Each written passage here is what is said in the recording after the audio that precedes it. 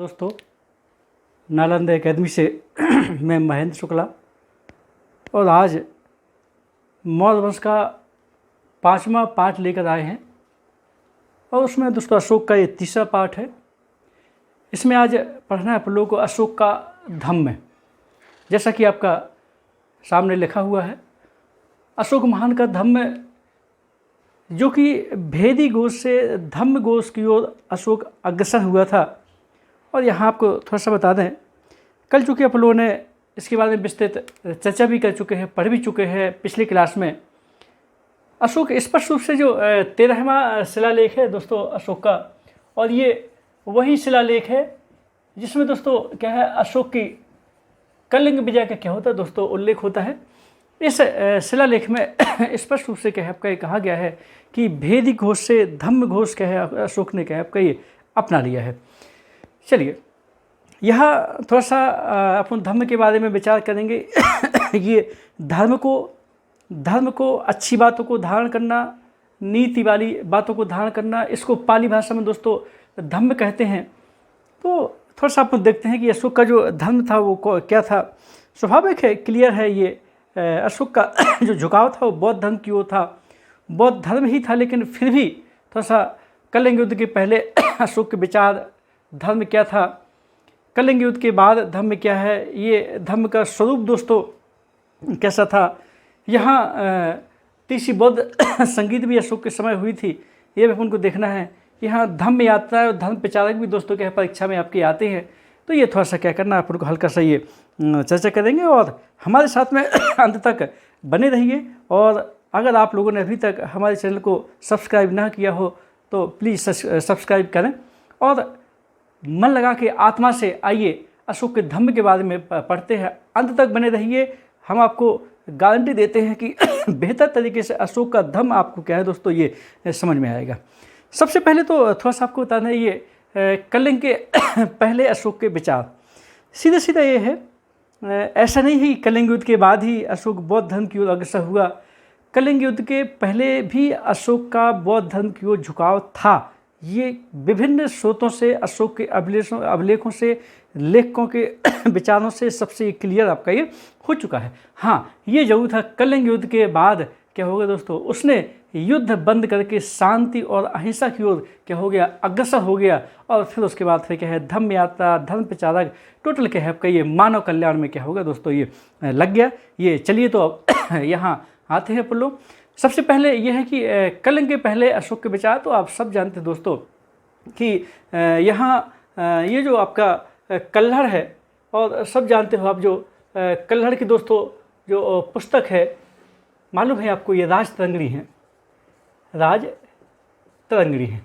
यहाँ थोड़ा सा आपको बता दें कल्हड़ की राजतरंगिणी, और एक बौद्ध ग्रंथ है और वो है दोस्तों महावंश, जो श्रीलंका का ग्रंथ है।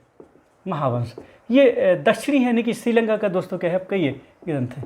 ये ग्रंथ आपको थोड़ा सा बता दें, स्पष्ट रूप से क्या है आपका कहता है जो महावंश है कि अशोक अनेक देवी देवताओं को मानता था। ये क्या कहता है, ध्यान सुनिएगा, ये कहता है ये अनेक देवी और देवताओं को क्या है आपका ये मानता था। कौन? अशोक। चलिए ठीक है, ये है जो कल्हड़ की राजतरंगिणी है दोस्तों। ये राजतरंगिणी में कहता है कि अशोक क्या था आपका ये शिव उपासक था। शिव मतलब शंकर जी की क्या कहता है दोस्तों ये पूजा करता था। कौन? अशोक। ये कल्हड़ की राजतरंगिणी दोस्तों कहती है, जिसमें आपको सबको मालूम है दोस्तों, कल्हड़ राजतरंगिणी में कहते हैं कि अशोक ने श्रीनगर की क्या है स्थापना की थी। जानते हो आप लोग, कल पिछली क्लास में अपनी क्या हो चुकी दोस्तों ये इस पर चर्चा हो चुकी है आपके। चलिए ये तो ठीक है आपका। यहाँ थोड़ा सा आपको बता दें, ये जो अशोक है, ये कल हमने आपको बताया था पिछली क्लास में कि अशोक ने क्या किया था अपने राज्याभिषेक के 7वें वर्ष, राज्याभिषेक के 7वें वर्ष। और आप दोस्तों जानते हैं कि ये जो अशोक का राज्याभिषेक हुआ था वो 269 BC में हुआ था। नेक्स्ट क्लास में अपन क्या है देख चुके हैं इसको अच्छे से। तो 7वें वर्ष में क्या हुआ था, ये 4 वर्ष का दोस्तों ये बालक था, और वो 4 वर्ष का बालक का नाम था निग्रोध। ध्यान सुनिएगा, निग्रोध था, जो क्या था दोस्तों ये सुमन का पुत्र था। अशोक के छोटे भाई क्या था आपका ये सुमन का क्या था आपका ये पुत्र था। इस निग्रोध के इसके क्या किया था, ये प्रवचन को दोस्तों क्या हो गया था, अशोक सुन करके आपका क्या होगा, बौद्ध धर्म की ओर क्या होगा, आपका ये आकर्षित हुआ। चलिए ठीक है, ये आपका आकर्षित हुआ। यहाँ कल अपन को देखा था आप लोगों की, और जब बौद्ध धर्म पढ़ते थे तो वहाँ जानते हो आप लोग ये प्रवज्जा का मतलब कहलाता है दीक्षा। तो बौद्ध धर्म में अशोक को दीक्षा दिलवाई, यानी कि प्रवज्जा जो ग्रहण करवाई थी, जो दीक्षा कहते हैं, मतलब बौद्ध धर्म में क्या है, दीक्षित दोस्तों क्या आपका किया था, दीक्षित किया था, वो किया था उपगुप्त ने। किसने किया था? उपगुप्त ने दोस्तों क्या आपका किया था। और बता दें आपको कि ये जो उपगुप्त है, ये इसी के साथ में अशोक ने क्या की दोस्तों, ये धम्म यात्राएं आपकी क्या है की थी। जो धम्म यात्राएं हुई ये उपगुप्त के क्या है आपका ये साथ में आपका क्या है, ये आपका सभी आपका धम्म यात्राएं क्या है आपकी ये हुई थी। चलिए, तीर्थ यात्रा में अगर हुई थी, गौतम बुद्ध बौद्ध धर्म संबंधी जो पवित्र स्थान है वहाँ पर क्या हो गया था दोस्तों, अशोक गया था। चर्चा करेंगे अपन लोग कैसे क्या गया था, ये थोड़ा सा ध्यान करना है। तो स्वाभाविक है बौद्ध धर्म की ओर आकृष्ट हुआ। उपगुप्त ने दोस्तों क्या किया था, उसे बौद्ध धर्म में दीक्षित किया था। फिर इसके बाद एक आजीवक आपका संत थे, और आजीवक संघ कल चर्चा हो चुकी, फिर सुन लीजिए। आजीवक संत थे और उन संत का नाम था दोस्तों ये मोगलीपुत्र तिस्स। मोगलीपुत्र तिस्स। तो मोगलीपुत्र तिस्स इनके क्या हो गया दोस्तों, अशोक सर्वाधिक प्रभाव में आया। सर्वाधिक क्या होगा आपका, ये प्रभाव में आपका क्या है, अशोक आया। किसके? मोगलीपुत्र तिस्स के प्रभाव में आया। चलिए ठीक है, आप सब जानते हो कि अशोक के समय तीसरी बौद्ध संगीति हुई थी, और तीसरी बौद्ध संगीति सब जानते हो आप लोग। यहाँ स्पष्ट रूप से महावंश में आपका क्या है दोस्तों, ये कहा गया है कि ये जो कलिंग युद्ध के आपके जो उसका राज्याभिषेक हुआ है, राज्याभिषेक के बाद, यानी कि यहाँ जो तीसरी बौद्ध संगीति हुई दोस्तों, ये 252 BC में क्या है दोस्तों, ये तीसरी बौद्ध संगीति क्या होती है, ये आपकी होती है। और यहाँ स्पष्ट रूप से आपका क्या है उल्लेख आता है कि लगभग 17 सालों बाद, राज्याभिषेक 17 सालों बाद क्या हुई, तीसरी बौद्ध संगीति क्या है आपकी ये हुई थी। और ये तीसरी बौद्ध संगीत की दोस्तों जो हुई थी, ये स्थान था आपका ये पाटलिपुत्र। ध्यान सुनिएगा, स्थान क्या था? पाटलिपुत्र स्थान था। स्वाभाविक है शासक तो अशोक ही था, जो अध्यक्ष थे, अध्यक्ष यही थे दोस्तों की जो भी चर्चा आ गई है। अध्यक्ष थे आपके ये मोगलीपुत्र तिस्स। मोगलीपुत्र तिस्स क्या थे दोस्तों, ये अध्यक्ष थे इस बौद्ध संगीत के। यही है आपके मोगलीपुत्र तिस्स, जिसके सर्वाधिक प्रभाव में क्या है आपका ये अशोक आया था। और बाद में चर्चा करेंगे कि तीसरी बौद्ध संगीति के बाद फिर अशोक ने क्या है ये धर्म प्रचारक दोस्तों क्या है आपका ये विभिन्न स्थानों पर भेजे थे। वहाँ चर्चा बाद में करेंगे। पहले आइए, नहीं तो अपन मेन टॉपिक से भटक जाएंगे। अब इसके बाद मेन टॉपिक है अपना, ठीक है, अशोक बौद्ध धर्म की ओर क्या हो गया दोस्तों, आकृष्ट हुआ। ठीक है, और यहाँ थोड़ा सा आपको ये भी बता दें कि अशोक बौद्ध धर्म की ओर आकर्षित हुआ, तो आपका आकर्षित हुआ, तो इसका क्या कोई ऐसा अभिलेख है क्या जो स्पष्ट रूप से आपका क्या है कहता है कि अशोक बौद्ध धर्म की ओर क्या है विशेष झुकाव था? तो आपको दोस्तों बता दें, एक भाब्रू अभिलेख है। कौन सा अभिलेख है? भाब्रू। ये भाब्रू अभिलेख है। और ये जो भाब्रू अभिलेख है दोस्तों, ये बैराठ का मतलब कहलाता है ये जयपुर। जयपुर दोस्तों परीक्षा में आया है, ध्यान करिएगा, राजस्थान में है। ये कहाँ है आपका? ये राजस्थान में है। यहाँ जो भाब्रू अभिलेख है ये स्पष्ट रूप से आपका क्या है, धम्मम संघम बुद्धम शरणम गच्छामि, धम्मम शरणम गच्छामि, संघम शरणम गच्छामि। इसकी क्या कहते हैं दोस्तों, स्पष्ट रूप से क्या आपका ये बात करता है। तो ये स्पष्टता क्या है आपका सबसे अच्छा उल्लेख करता है कि ये स्पष्ट से आपका क्या था, आपका बौद्ध धर्म की ओर क्या था, इसका ये झुकाव था। चलिए, ये तो क्लियर हो गया कि इसका बौद्ध धर्म की ओर क्या था दोस्तों, झुकाव था। और यहाँ थोड़ा सा आपको बता दें, एक आपका एक अभिलेख है, और अभिलेख आपको बता दें यहाँ पर ये क्या कहें, ये मध्य प्रदेश में है दोस्तों, यहाँ सांची है। तो यहाँ जो आपको बता दें, ये सांची का जो अभिलेख है, सांची के अभिलेख में आपको बता दें ये संघ भेद, ध्यान रहे, संघ भेद को रोकने के लिए दोस्तों क्या कहता है अशोक एक आपका सांची के अभिलेख में संघ आपका धमकी भरा क्या अभिलेख देता है कि ये कहता है कि जो संघ को भंग करेगा, ध्यान सुनिएगा, सांची अभिलेख में क्या कहता है, जो संघ को भंग करेगा उसे श्वेत स्थान पर उसे श्वेत कपड़े पहना करके क्या है आपका ये अयोग्य स्थान पर क्या है आपका रखा जाएगा, ऐसा सांची के अभिलेख में दोस्तों क्या अशोक कहता है। इसका मतलब संघ को भंग करेगा। यहाँ जो आपको बता तीसरी बौद्ध संगीत हुई थी, बौद्ध संघ में कुछ भेद पड़ गए थे, कुछ शिथिल हो गया था आपका बौद्ध संघ, इसलिए तीसरी बौद्ध संगीत हुई थी। उसकी चर्चा करेंगे आप लोग थोड़ा सा बाद में, लेकिन फिलहाल ये सांची के अभिलेख में संघ भेद को रोकने के लिए क्या है दोस्तों आपका ये इसकी आपका उपाय बताता है, रोकने के लिए क्या है आपका ये सांची का अभिलेख। चलिए ठीक है, ये हो गया। यहाँ थोड़ा सा और बता दें, एक अपने यहाँ ये मध्य प्रदेश में दोस्तों ये सीहोर डिस्ट्रिक्ट है, सीहोर डिस्ट्रिक्ट में दोस्तों एक अभिलेख है पनगड़िया, पनगड़िया, पनगड़िया का अभिलेख है। यहाँ पनगड़िया के अभिलेख में आपको बता दें स्पष्ट रूप से उल्लेख है, जैसे बुधनी का अभिलेख कहते हैं, पिछली क्लास में अपनी चर्चा हो चुकी है। इसमें स्पष्ट रूप से उल्लेख है कि अशोक जब युवराज था तो युवराज के समय जब अवंती का उपराजा था दोस्तों, तो उस समय क्या होता था, ये आपका सीहोर डिस्ट्रिक्ट में बुधनी के पास बौद्ध संतों से गुहाओं में मिलने के लिए क्या है, गुफाओं में ये अशोक जाता था। मतलब युवराज के समय से ही दोस्तों क्या था, ये बौद्ध धर्म की ओर इसका क्या था, झुकाव था। लेकिन आपको थोड़ा सा बता दें, ये जो बौद्ध धर्म का जो सिंगली ग्रंथ जो महावंश कहता है कि अशोक सभी धर्मों के देवी देवताओं को क्या है दोस्तों ये मानता था, ये भी आप क्लियर है। लेकिन इन अभिलेखों से ध्यान करिएगा, ये भाभू अभिलेखों से, आपका ये सांची अभिलेख से, आपका ये पनगड़िया अभिलेख से स्पष्ट है आपका कि अशोक का झुकाव बौद्ध धर्म की ओर आपका क्या है ये था।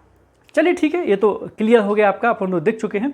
लेकिन इसके बाद थोड़ा सा क्या है ये देखना है अपन लोगों को कि कलिंग युद्ध जब हो गया तो कलिंग युद्ध आपके बाद आपको क्या है अशोक स्पष्ट रूप से कहता है कि अब भेरी घोष के, भेरी का मतलब कहलाता है दोस्तों युद्ध भेरी, जब युद्ध होता था तो उसकी भेरी बजती थी, नगाड़ा बजता था, उद्घोष होता था युद्ध का। तो अब उस युद्ध का उद्घोष नहीं होगा, उसके स्थान पर धम्म घोष होगा, धम्म यात्राएं होंगी, धम्म मंगल होगा, अच्छी बातें होंगी, आपके क्या है विदेशों में धर्म प्रचारक भेजे जाएंगे, मानव कल्याण क्या होगी, बात होगी, और क्या करना चाहिए, क्या करना चाहिए, कौन से गुणों को धारण करना है, कौन से गुणों को धारण नहीं करना है, ये आपका क्या है ये धम्म घोष क्या है आपका आगे होगा। ये 13वां शिलालेख दोस्तों अशोक का क्या है ये स्पष्ट रूप से कहता है। तो आइए कलिंग के बाद धम्म क्या है, धम्म क्या है दोस्तों। धम्म पाली भाषा का शब्द है जो संस्कृत के धै धातु से बना है, धर्म, और जो धर्म का अर्थ है धारण करना, अच्छी बातें, शीलवान, अच्छे गुण, अच्छे कर्म, सब कुछ धारण करना ही दोस्तों क्या है आपका ये धर्म है ना। तो ये आपका थोड़ा सा बता दें कि जो धर्म क्या है, अशोक ही क्या है आपका अपने ही अभिलेख में पूछता है और अपने ही अभिलेखों में क्या कहता है दोस्तों, उसका उत्तर भी आपका देता है। यहाँ थोड़ा सा बता दें, एक दीघ निकाय का एक की पुस्तक है दोस्तों, और उसकी पुस्तक का नाम है दीघ निकाय में राहुलोवाद सूत्र, राहुलोवाद सूत्र, राहुलोवाद सूत्र, ये दोस्तों धम्म की परिभाषा ली गई है, इससे धम्म की परिभाषा दोस्तों अशोक ने यहाँ से ली है। ये क्वेश्चन आता है परीक्षा में, ध्यान करिएगा। ये दीघ निकाय है, दीघ निकाय, इस दीघ निकाय के राहुलोवाद सूत्र से धम्म की परिभाषा ली गई है। ये क्वेश्चन परीक्षा में आया है, ध्यान दीजिएगा। आपका राहुलोवाद सूत्र से धर्म की परिभाषा ली गई है। यहाँ अशोक आपको बता दें ये एक इसका अभिलेख है, कैसा, दूसरा और क्या कहे सातवां, दूसरा और सातवां दोस्तों क्या है अभिलेख है। यहाँ थोड़ा सा आपको बता दें ये अशोक क्या कहता है कि दूसरे अभिलेख में ये पूछता है कि हम चुंबे धम्मम, ध्यान सुनिएगा, जो दूसरा शिलालेख है अशोक का, उसमें क्या है, पूछता है कियम चुंबे धम्बम, धम्म में क्या है, ध्यान सुनिएगा, धम्म में क्या है। और फिर उसका उत्तर भी दोस्तों क्या है, देता है। दूसरे और 7वें अभिलेख में क्या कहता है, उत्तर भी दोस्तों आपका अशोक देता है। क्या कहता है, अपासी नबे, ध्यान सुनिएगा, अपासी नबे बहुकथाने, बहु कथाने दया दाने सचे सोचे माद दे साधवे, दया दाने सचे सोचे, फिर है दोस्तों माद वे साधवे, ये दोस्तों कहता है। ध्यान सुनिएगा, दूसरे शिलालेख में क्वेश्चन करता है कियम चुंबे धम्मम, और दूसरे और 7वें शिलालेख में दोस्तों क्या कहता है, इसका उत्तर भी देता है कि धम्म क्या है, अपास नबे बहुकथा याने दया दाने सचे सोचे माद दे। इसका मतलब क्या है दोस्तों, आपको थोड़ा सा बता दें ये अपास नबे का मतलब कहलाता है अल्प पाप। यहाँ अल्प लिखते नहीं है, सुन लीजिए, अपास नबे का मतलब कहलाता है दोस्तों अल्प पाप, और बहुकथा यानी का मतलब कहलाता है बहुत कल्याण। ध्यान सुनिएगा। अच्छा, इसने आपको बता दें ये 8 विधायक पक्ष दिए हैं, ये लिखा है। धर्म क्या है, धर्म ये है, और धर्म क्या है कि उत्तर में उसने 8 विधायक पत्र दिए हैं, कैसे पक्ष दिए हैं, अपास नबे बहुत सारा कल्याण, बहुकथा यानी बहुत लोगों का कल्याण, दया दान सत्य, शौची का मतलब कहलाता है पवित्रता, मृदुता, और साध्वी का मतलब साधुता, साध्वी का मतलब कहलाता दोस्तों ये साधुता। तो इस प्रकार से क्या है आपका ये आपका 8 उसने बताया है अशोक ने। अपास नबे अल्प आपका क्या कहें पाप, अल्प पाप, बहुत सारे लोगों का कल्याण, दया करिए, दान दीजिए, सत्य बोलिए, पवित्रता से रहिए, आपका मृदुता बोलिए, अच्छी भाषी हो, साध्वी गुण होने चाहिए आप में, साधुओं के गुण होने चाहिए आप में, एक सरलता क्या है दोस्तों होनी चाहिए। इस प्रकार से दोस्तों क्या कहता है ये अशोक आपका क्या है, ये धम्म की परिभाषा में कहता है कि धम्म में 8 विधायक पक्ष क्या है दोस्तों ये होना चाहिए, ठीक है ना। फिर इसके बाद 5 दुष्ट आचरण भी दोस्तों कहता है, दुष्टता, बुरे आचरण, दुष्टता नहीं होनी चाहिए, चंडीयता नहीं होनी चाहिए, मतलब ये चंडी गुण भी आपको दोस्तों क्या है नहीं होने चाहिए। यहाँ क्रोध नहीं होना चाहिए, माने मतलब घमंड नहीं होना चाहिए, ईर्ष्या मतलब दूसरों से ईर्ष्या नहीं करना चाहिए, दूसरों के ऊपर क्या है आपका ये आपका दूसरों से जलना नहीं चाहिए, ठीक है ना। इस प्रकार से क्या है सबका कल्याण करना चाहिए। ये आपका क्या है ये 5 दुष्ट आचरणों से बचने की अशोक ने क्या है बात कही है। कुल मिला के 8 विधायक पक्ष और 5 दुष्ट आचरण, 8 विधायक पक्ष अपना लीजिए और 5 दुष्ट आचरण छोड़ दीजिए, यही दोस्तों क्या है धम्म है। तो इस प्रकार से क्या है इति धम्मम, यही धम्म है। ये अशोक क्या है दूसरे और 7वें शिलालेख में दोस्तों क्या है ये कहता है। यहाँ थोड़ा सा क्या है हल्का सा आपको ये देखना पड़ेगा। चलिए अब इसके बाद दोस्तों थोड़ा सा आपको बता दें कि ये बहुत सारे विद्वानों ने ये आपका द्वंद्व है कि ये अशोक का धर्म है कैसा। कुछ लोगों ने बताया कि ये हिंदू धर्म है, कुछ लोगों ने बताया कि ये बौद्ध धर्म है, कुछ लोगों ने बताया कि ये सार्वभौम धर्म है, सभी धर्मों का निचोड़ है। कुछ लोग दोस्तों बताते हैं कि नैतिक आचरण है, कुछ कहते हैं कि ये उपासक क्या है दोस्तों ये बौद्ध धर्म है। तो यहाँ आपको थोड़ा बता दें ये जो सार्वभौमिक जो आपका बौद्ध धर्म बोलते हैं ये दोस्तों आपके आर.पी. त्रिपाठी हैं। आर.पी. त्रिपाठी हैं दोस्तों। यहाँ आपको बता दें स्मिथ हैं, आर.पी. त्रिपाठी स्मिथ ये क्या कहते हैं, ये बोलते हैं कि आपका ये सार्वभौमिक धर्म है, मतलब ये सभी धर्मों को क्या है दोस्तों ये निचोड़ है कौन बौद्ध धर्म। यहाँ आपको जो राजधर्म करने वाले हैं दोस्तों, राजधर्म में आपके बता दें ये फ्लीट महोदय हैं, फ्लीट।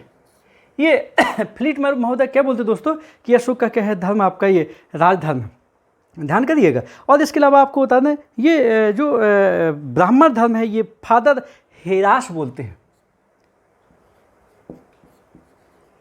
फादर हेरास, मतलब फादर हेरास से कहते हैं कि अशोक का धर्म कौन सा है दोस्तों, ये ब्राह्मण धर्म है आपका। जो बौद्ध धर्म बोलते हैं ये बोलते हैं सेनाट, सेनाट। यहाँ दोस्तों दक्षिण भारत का इतिहास लिखने वाले नीलकंठ शास्त्री हैं, नीलकंठ शास्त्री, ये कहते हैं कि अशोक का बौद्ध धर्म क्या था, आप कहिए नैतिक आचार संहिता था। ध्यान सुनिएगा, नैतिक आचार संहिता था।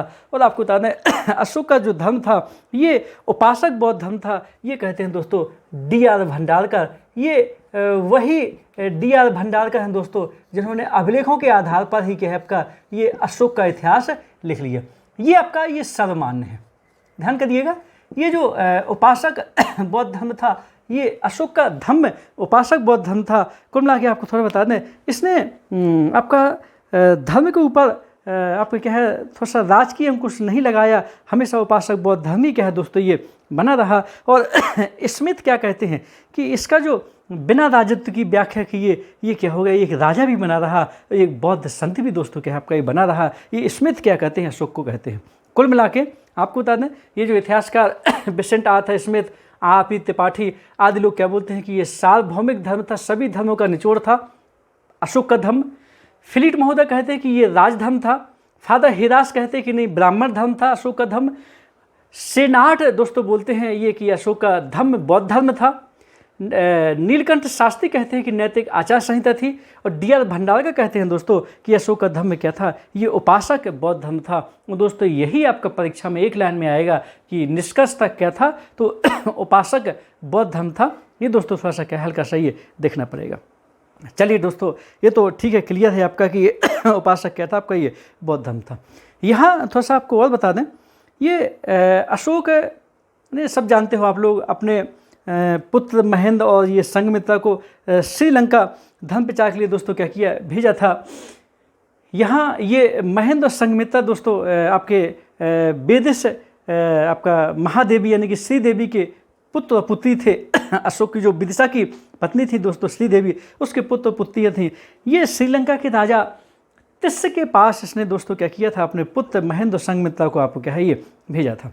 चलिए दोस्तों ये तो ठीक है। तो यहाँ थोड़ा सा बता दें, अशोक ने 18वें वर्ष में, ध्यान करिएगा, राज्याभिषेक के 18वें वर्ष में क्या किया था, ये जो श्रीलंका का राजा था उस राजा के पास क्या दोस्तों ये खबर भेजी थी, जो उस राजा का नाम था तिस्स, कि मैं क्या हो गया हूँ, मैं आपका ये शाक्य मुनि के धर्म को मैंने क्या किया है, अपना लिया है। तो यहाँ आपको बता दें श्रीलंका के राजा तिस्स ने भी क्या कही थी, आपका ये अशोक के समान उपाधि दोस्तों धारण की थी। देवा नाम प्रियदर्शी राजा ये भी उपाधि धारण की थी। और आपका तिस्स भी क्या हो गया दोस्तों, ये बौद्ध हो गया था आपका ये। चलिए ये अब आपको थोड़ा सा क्या हल्का सा ये देखना पड़ेगा। यहाँ आपको थोड़ा सा बता दें, इसने अशोक ने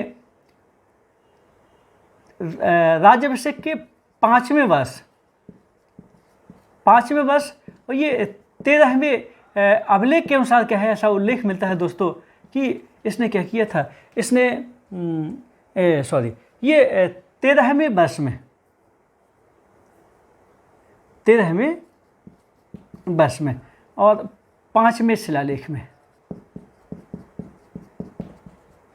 ये दोस्तों क्या कहता है, ये एक अधिकारी की नियुक्ति की बात करता है। धम्म महामात्र, धम्म महामात्र, धार्मिक मामलों को देखने वाला, ध्यान करिए दोस्तों, धार्मिक मामलों को देखने वाला क्या है, एक अधिकारी नियुक्त किया था कि जो प्रजा है, प्रजा राजा पिता तुल्य है, प्रजा आपकी क्या है ये धर्म के अनुसार जीवन जी रही कि नहीं जी रही है। कुल मिला के धम्म महामात्र आपकी क्या कहता था, ये प्रजा के नैतिक आचरण को क्या कहता था दोस्तों, ये देखता था। कुल मिला के राज्याभिषेक के 13वें वर्ष में 5वें शिलालेख में अशोक धम्म महामात्र की नियुक्ति भी क्या कहता है, व्यवस्था करता है दोस्तों। इसके अलावा क्या है आपका ये बहुत सारे पदाधिकारियों की नियुक्ति भी कहता है दोस्तों। एक युक्तक हैं, एक आपके ये रज्जुक हैं, बहुत से पदाधिकारी की नियुक्ति करता है। और इन सबको क्या कहता है कि आप 5वें वर्ष क्या करें, आप सब लोग दौरे पर जाएं। इस दौरे को दोस्तों क्या है बोलता है, ये अनुश्रावण, प्रत्येक 5 वर्ष में आप द्वारे पे जाइए, देखिए, और इसको क्या कहते हैं, इसको अनुसावन दोस्तों क्या है आपका ये कहते हैं। ये थोड़ा सा क्या है, हल्का सा ये ध्यान दीजिएगा। तो 13वें वर्ष में 5वें शिलालेख के अनुसार अशोक ने धम्म महामात की नियुक्त की। यह धम्म महामात प्रजा के नैतिक आचरण की दोस्तों क्या करता था, आपका देख रेख करता था। ये क्वेश्चन आपका क्या है, ये आता है। यहाँ ध्यान दीजिएगा, किस शिलालेख में कहता है, 5वें में, किस वर्ष की, 13वें वर्ष में की।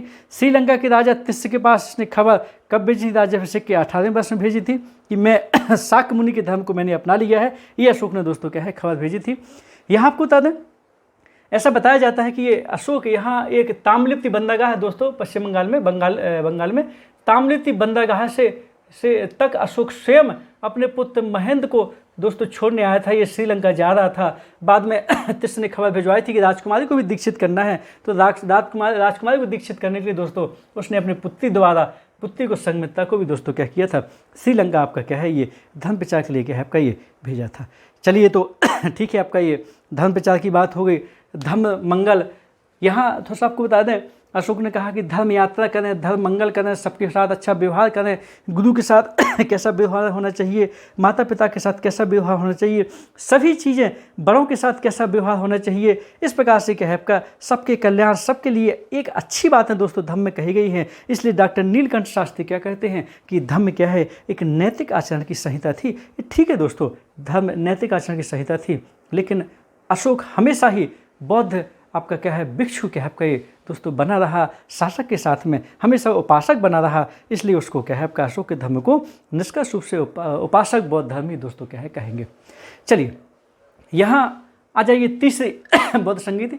अशोक के समय दोस्तों तीसरी बौद्ध संगीति हुई। ठीक है, देख चुके हैं आप लोग, वहाँ बौद्ध धर्म में भी देखा था। स्थान पाटलिपुत्र है, आयोजन करता अशोक है। कारण क्यों, क्योंकि बौद्ध संघ शिथिल पड़ गया था, थोड़ा सा ढीला पड़ गया था। उसको नियम से बांधने के लिए आपको क्या है ये तीसरी बौद्ध संगीत का आयोजन किया गया था आपका। और यहाँ अध्यक्ष मोगलपुत्र तिस्य थे। इन्हीं से अशोक सबसे अधिक क्या था दोस्तों प्रभावित था। इनकी अशोक की माँ भी आपकी बता दें आजीवक संप्रदाय की क्या है आपके उपासक थी। ठीक है ना, धम्मा जो थी आपकी ये। चलिए, अध्यक्ष मोगलपुत्र तिस्य थे। यहाँ दोस्तों आपको बता दें जो निर्णय हुआ था तीसरी बौद्ध संगीत में, दो मेन निर्णय आपका हुआ था। ये अभिधम्म पिटक को लिखा गया था। अभिधम्म पिटक को दोस्तों क्या है आपका ये लिपिबद्ध किया गया था। आप जानते हो विनय पिटक और शुद्ध पिटक की रचना, जो 3 पिटक है, विनय पिटक, शुद्ध पिटक, अभिधम्म पिटक, उसमें विनय पिटक और शुद्ध पिटक आपका दोस्तों प्रथम बौद्ध संगीति में लिपिबद्ध हो गया था। और जो क्रमशः आनंद और उपाली ने लिखा था। यहाँ अभिधम्म पिटक की रचना दोस्तों मोगलपुत्र तिस्य ने की। ये तीसरा पिटक है, इसमें बौद्ध धर्म की दार्शनिक व्याख्या है। ध्यान सुनिएगा, अभिधम्म पिटक में बौद्ध धर्म की दोस्तों दार्शनिक क्या है आपका ये व्याख्या है, नई तरीके से क्या है इसमें व्याख्या आपकी ये हुई है। क्यों ना हो, क्योंकि एक बहुत अच्छा दार्शनिक शासक राजा जो मिल गया था, जो क्या है आपका जनहित और आपका क्या जीव मात्र के कल्याण की बात करता था। चलिए, फिर यहाँ आपको थोड़ा बता दें, इसने अशोक ने बहुत सारे नियम वगैरह पारित किए। ठीक है ना, उसी नियम में आपका क्या है संघ भेद को रोकने के लिए क्या है आपका बहुत सारे नियम भी थे। और इस बौद्ध संगीत के बाद दोस्तों अशोक ने क्या किया था, आपका ये धर्म प्रचारक भी भेजे। ध्यान सुनिएगा, ये धर्म प्रचारक भी क्या है अशोक ने दोस्तों क्या है भेजे तीसरी बौद्ध संगीत के बाद। ध्यान सुनिएगा, इन धर्म प्रचारकों में यहाँ थोड़ा सा आपको बता दें, ये सिविल और एसएससी में आपके आते हैं कि कहाँ पर कौन गया था। ये दोस्तों जोड़ी मिलाने की क्या है, आप पेपर उठा के देख लीजिए। ये सिविल IAS की परीक्षाओं वगैरह क्या है आपके आए हुए हैं। हाँ, स्टेट लेवल की परीक्षाओं में तो बस यही आ जाता है कि ये महेंद्र और संघमित्रा कहाँ गए थे, श्रीलंका गए दोस्तों। अगर ये महाराष्ट्र की कोई PCS होती तो उसमें आ जाता कि महाराष्ट्र कौन गए थे, तो मराठा देश कौन गए थे, तो आपका महाधर्म रक्षित दोस्तों क्या है गए थे। ये आपके अगर मध्य प्रदेश PCS की परीक्षा आती है उसमें आता है कि बोले ये आपके क्या कहें ओंकारेश्वर मानधाता कौन गए थे, तो महादेव आपके दोस्तों क्या है गए थे। इस प्रकार से क्वेश्चन आपके क्या है आ जाते हैं। तो यहाँ देखिएगा, ये जो जहाँ जहाँ स्टार लगा है, जिन शब्दों में चाहे मज्जिम हो मज्जितिक हो, ये है, ये सब में क्या है ये धर्म प्रचारक है, कहाँ कहाँ गए थे। चलिए दोस्तों, इनकी क्या हो जाती है थोड़ा सा डिस्कस कर लें, कौन कहाँ गया था। ये जोड़ी मिलाने के लिए दोस्तों क्या है आता है, ये लगा है स्टार, और जहाँ जहाँ स्टार लगे हैं ये समझ लीजिए आप धर्म प्रचारक दोस्तों क्या है ये हैं। तो सबसे पहले जो सबसे अधिक क्वेश्चन दोस्तों परीक्षा में आता है वो धर्म प्रचारक में यही आता है कि महेंद्र और संघमित्रा कहाँ गए थे। ये दोस्तों श्रीलंका गए थे। ध्यान सुनिएगा, ये कहाँ गए थे, ये श्रीलंका दोस्तों क्या है आपका ये गए थे। चलिए ठीक है, यहाँ जो कन्नड़ देश है, कर्नाटक है, वहाँ कौन गए थे दोस्तों? कन्नड़ देश में आपको बता दें रक्षित क्या है, कन्नड़ देश आपको क्या है ये गए थे। महारक्षित दोस्तों मराठा देश क्या है आपका वातावरण महाराष्ट्र में, वहाँ दोस्तों क्या है गए थे। मांधाता नगरी मांधाता तरफ आपके क्या कौन गए थे? ये महादेव दोस्तों क्या है आपके गए थे। ये हिमालय क्षेत्र में दोस्तों मध्यम गए थे, ध्यान करें, हिमालय क्षेत्र में कौन गए थे? ये मध्यम गए थे। ये गांधार और कश्मीर में दोस्तों आता है क्वेश्चन, ध्यान करिएगा, गांधार और कश्मीर में कौन गए थे? ये मध्यतिंग गए थे दोस्तों। ये यवन देश में महारक्षित गए थे, ध्यान करें, यवन देश में, यवन में, ये यवन देश है इस समय तक्षशिला के पीछे यहाँ पर, यहाँ यवन देश में महारक्षित गए थे दोस्तों। ये अपरांत मतलब पश्चिमी भारत, अपरांत में दोस्तों कौन गए थे? ये धर्मरक्षित गए थे। ये अपरांत में कहाँ गए थे? कौन गए थे? धर्मरक्षित दोस्तों क्या है ये गए थे। ये थोड़ा सा क्या है देखिएगा, ये जो म्यांमार और दक्षिण पूर्व एशिया है, यानी कि स्वर्ण द्वीप है, स्वर्ण द्वीप है, जो स्वर्ण द्वीप आपका स्वर्ण क्षेत्र द्वीप आपका जो म्यांमार दक्षिण पूर्व एशिया दोस्तों कहलाता है, जावा सुमात्रा, यहाँ कौन गए थे? यहाँ सोन और उत्तरा गए थे। तो ध्यान करिएगा, स्वर्ण द्वीप में कौन गए थे? सोन उत्तरा गए थे। श्रीलंका में महेंद्र संघमित्रा गए थे। महाराष्ट्र में धर्मरक्षित गए थे। कर्नाटक में रक्षित गए थे। मध्य प्रदेश में महादेव गए थे। हिमालय क्षेत्र में आपके ये नेपाल तरफ मध्यम गए थे। यहाँ गांधा कश्मीर में मध्यतिंग गए थे। यवन देश में महारक्षित गए थे। पश्चिम भारत में पंजाब राजस्थान में दोस्तों धर्मरक्षित गए थे। तो कुल मिला के क्या है इन आपको क्या है और आपको बता दें महावंश में लगभग 10 धर्म प्रचारकों की दोस्तों क्या है आपके बात आती है कि ये यहाँ आपको क्या है धर्म प्रचारक गए थे। दोस्तों सब जानते हैं अशोक के समय बौद्ध धर्म अंतर्राष्ट्रीय रूप ग्रहण कर चुका था। अशोक ने क्या है विदेशों में बौद्ध धर्म का दोस्तों क्या किया, प्रचार किया। यहाँ दोस्तों आपको बता दें एक क्वेश्चन आता है आपका सिविल वगैरह में कि 13वें शिलालेख में अशोक ने कितने यूनानी राजाओं की दोस्तों बात करता है। तो आपको ध्यान करें ये 5 यूनानी राजाओं की क्या है बात करता है। ये आपको हम दोस्तों क्या है आपके ये पहले चूँकि क्या है आपका ये देख चुके हैं। ये जो एंटियोक था आपका, ये एंटियोकस था दोस्तों, ये सीरिया का राजा था। ध्यान करिएगा ये सीरिया का राजा था। जो तुर्मा है ये टाली फिलाडेल्फियस है दोस्तों, ये आपका क्या बताते हैं मिस्र का राजा था। दोस्तों ये अंतिकेन है, ये मेसिडोनिया का राजा था। कहाँ का राजा था? ये मेसिडोनिया का क्या था दोस्तों, ये राजा था। तो कुल मिला के ये 5 राजा आपके क्या थे, ये मगध जो था ये सीदन का था और ये था आपका एपीरस का, पास ही में है, पड़ोसी देश है आपका, ये पड़ोसी क्षेत्र थे सीदन और ये था एपीरस, ठीक है ना। तो इस प्रकार से क्या है आपका ये 5 यवन राजा, कौन सा यवन राजा नहीं है तो आपका एंटियोक, तुर्मय, अंतिकिन, मग और अलेक्सुंदर, ये आपके दोस्तों ये 5 यवन राजा थे आपके। एंटियोक कहाँ का था? सीरिया का था। तुर्मय कहाँ का था? मिस्र का था। अंतिकिन कहाँ का था? मेसिडोनिया का था। मग कहाँ का था? सीरियन का था। अलेक्सुंदर कहाँ का था? एपीरस का था। इस प्रकार से दोस्तों ये 5 आपके क्या है यवन राजाओं का क्या दोस्तों तो उल्लेख मिलता है 13वें शिलालेख में। तो इस प्रकार से क्या है ये भी थोड़ा सा देखिएगा। हाँ ये कुछ नाम कठिन है, आपको थोड़ा सा क्या है प्रॉब्लम देंगे, मन नहीं लगेगा, मन लगाइए, मन से पढ़िए दोस्तों, बड़ा मजा आएगा। परीक्षा में क्वेश्चन आते हैं, ध्यान करिए। अगर आपको सिविल और एसएससी देना है तो आपको 5 राजाओं के नाम याद करने ही पड़ेंगे दोस्तों। अगर आपको सिविल और एसएससी परीक्षा देना है, पीसीएस में देना है तो आपको ये धर्म प्रचारक याद करने ही पड़ेंगे। अगर आपको स्टेट लेवल की परीक्षा देना है तो आपको ये महेंद्र संघमित्रा से काम चल जाएगा आपको, और जो स्टेट बाय स्टेट कौन गए थे ये काम चल जाएगा। लेकिन यहाँ ये 18वें वर्ष में श्रीलंका में खबर भेजी थी, ये सबको करना है। धर्म महामात्र की नियुक्ति कौन था, ये किसने की थी, ये करना पड़ेगा। अशोक का धर्म कैसा था, उपासक बौद्ध धर्म था, एक लाइन में कर लीजिए। और अगर आपको सिविल की परीक्षा देना है दोस्तों तो किसने क्या कहा अशोक के धर्म को, ये दोस्तों सबको क्या है आपको पढ़ना पड़ेगा। ये अपासनाई बहुकथाएं, दयादान, सचे सोचे, किस में कहा गया, दूसरे 7वें अभिलेख में दोस्तों करना पड़ेगा। अशोक के धम्म की परिभाषा राहुलोवाद सूत्र से में दी गई है, ये भी दोस्तों आपको क्या है ये करना पड़ेगा। संघ भेद को रोकने के लिए सांची अभिलेख में बात कही गई, ये आपको करना पड़ेगा। अशोक ने स्पष्ट रूप से बुद्धम धम्मम संघम में जाने की बात करी है, ये भी दोस्तों आपको क्या है भाबू अभिलेख करना पड़ेगा। आजीविका क्षमता मुगल पुत्र के सर्वाधिक प्रभाव में आया, ये आपको करना ही है। दीक्षित किसने किया, उपगुप्त ने किया, ये भी आपको क्या है करना ही पड़ेगा।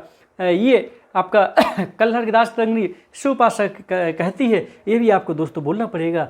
भेदी घोष से हम धम्म घोष की ओर जा रहे हैं, ये अशोक ने कौन से शिलालेख में कहा है दोस्तों, ये 13वें शिलालेख में कहा, ये भी आपको करना ही पड़ेगा, इसके बगैर काम नहीं चल रहा है।